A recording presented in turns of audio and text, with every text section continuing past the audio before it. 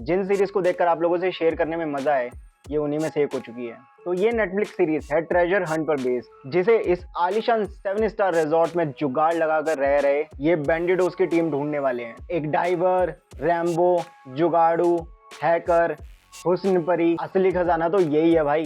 किसके हाथ लगता है देखते हैं। जिसकी ब्यूटी और ब्रेन, और मेन ट्रेजर हंटर जिसकी कामनेस और ह्यूमर देखने में मजा आ जाता है। इस मिस्ट्री एडवेंचर का हर एक scene full on positive vibe, मजाक और मजे से भरा हुआ है। अब मिगेल को अपने पापा और गोद लिए भाई के सामने खुद को साबित करना है, और लिली को अपनी जान बचानी है।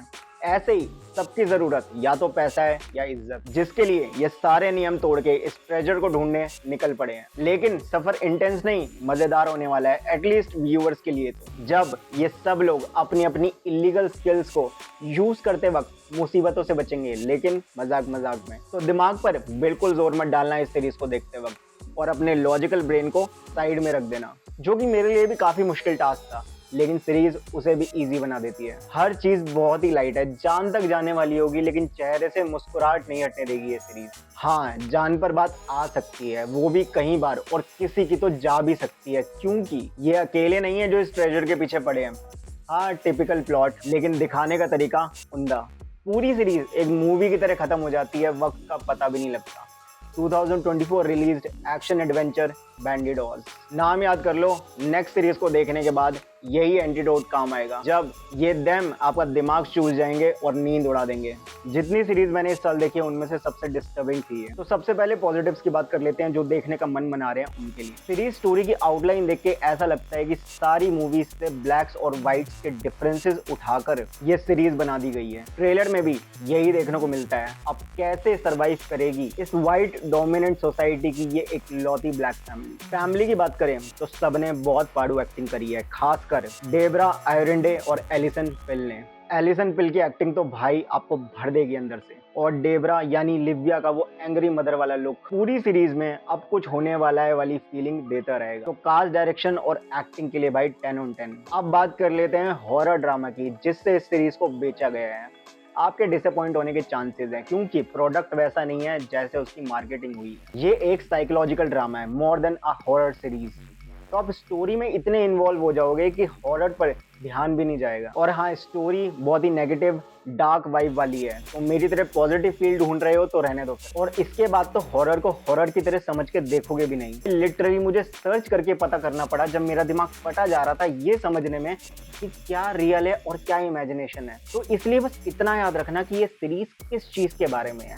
ब्लैक्स के इंटरनल, इस वर्ड पर गौर करें, इंटरनल फियर्स एंड इनसिक्योरिटीज, थोड़ी राहत मिलेगी। बाकी हॉरर लेवल काफी इंप्रेसिव है, मजे आ जाएंगे अगर सिर्फ इसी पर ध्यान दोगे। जितने लोग इतने से कन्विंस हो गए हैं, पिछली रिकमेंडेशन की गोली हाथ में लेकर देखने चले जाओ।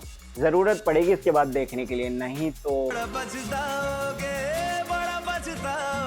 अब बात कर लेते हैं नेगेटिव्स की। ट्रेलर में देखने को मिलता है ब्लैक्स और व्हाइट्स के बीच की लड़ाई और differences, and white society will harm them, लेकिन व्हाइट्स के साथ तो खुद ही कांड हुए जा रहे हैं। असल में लड़ाई तो ब्लैक्स और व्हाइट्स की चल ही नहीं रही होती, लड़ाई तो ब्लैक्स की खुद के साथ और व्हाइट्स की आपस में ही चल रही होती है। जो इन्हें पूरी सीरीज में हर्ट करते हैं वो ये खुद ही होते हैं। हो गया ना साइकोलॉजिकल ड्रामा स्टार्ट। ये पूरी सीरीज बेस्ड है अफ्रीकन अमेरिकन ब्लैक्स पर, जो नॉर्थ की तरफ माइग्रेट हो रहे हैं। उनके मन के भूत यानी उनके फियर्स एंड इनसिक्योरिटीज पर। बहुत बड़ी राहत दे दी है मैंने, अगर आप सिर्फ इस सेंटेंस को याद रखोगे जब आप सीरीज देख रहे होगे उस वक्त। मेरी सबसे बड़ी डिसअपॉइंटमेंट इस शो के साथ इसमें दिखाई गई ये मेंटली डिस्टर्ब्ड वीक फैमिली है, और देखने के बाद पता लगता है कि ये पूरी की पूरी सीरीज इनकी इस वीकनेस पर ही बेस्ड है। पहले पता होता तो एक अच्छी हॉरर थ्रिलर बनाने के लिए बच्चों की स्टोरी की सख्त जरूरत होती है, और इसमें वो है। बच्चे इन इनसिक्योरिटीज से बहुत डील करते हैं, बुली होते हैं, पीयर प्रेशर में रहते हैं। तो हाँ, वहाँ वो इससे कुछ सीख सकते हैं, लेकिन बच्चे देख नहीं सकते, क्योंकि बड़ों के साथ जिस तरह की चीजें हो रही है, आई डोंट थिंक सो कि 25 साल से नीचे वाली किसी भी उम्र वाले व्यक्ति को ये देखनी चाहिए। और 30 साल के बड़े इन इनसिक्योरिटीज से ऑलरेडी डील कर चुके होते हैं, तो वो इस सीरीज के कैरेक्टर्स को चू वीक ही बोलेंगे। जिस तरह से ये बड़े लोग, माँ बाप सिचुएशन हैंडल करते हैं, देखने में फ्रस्ट्रेशन हो जाती है। हाँ, काफी लोग कहेंगे कि ये लोग मेंटली इल हैं, लेकिन बीमार इंसान बिना इलाज के खुद से ठीक कैसे हो सकता है? तब क्या कहोगे? हाँ, इम्यूनिटी स्ट्रांग होनी चाहिए, लेकिन अगर ऐसा है तो फिर इन्हें इतना वक्त कैसे लग गया? हाँ, मेंटली इल इस सीरीज के एक मेन कैरेक्टर को बोल सकते हैं, उसके बचपन में हुए ट्रॉमा के कारण, जो लास्ट तक ऐसे ही रहता है। देखने के बाद गैस करके बताना किसकी बात हो रही है। तो 100 बात की एक बात, इन सारे के सारे इश्यूज से अगर कोई बच्चे या टीनेजर्स डील कर रहे होते तो ऐसी सीरीज देखने में मजे आ जाते। लेकिन जो एज लीड्स की दिखाई है, पता नहीं कौन सी मैच्योर ऑडियंस के लिए बना है ये शो। 30 साल से ऊपर के माँ बाप खुद मैच्योर नहीं है, हम तो बच्चे ही सही हैं। हमें नहीं आया ये मैच्योर कहने वाला हॉरर, लेकिन असल में एक साइकोलॉजिकल ड्रामा पसंद। मैंने तो पूरी सीरीज सिर्फ इस इंतजार में देख ली कि कब इन लोगों का वो समझदार और स्ट्रॉन्ग वाला फेस निकल के बाहर आएगा, लेकिन मुझे मिली सिर्फ बोरियत, साइकोलॉजिकल डिस्टर्बेंस, नेगेटिविटी और निराशा।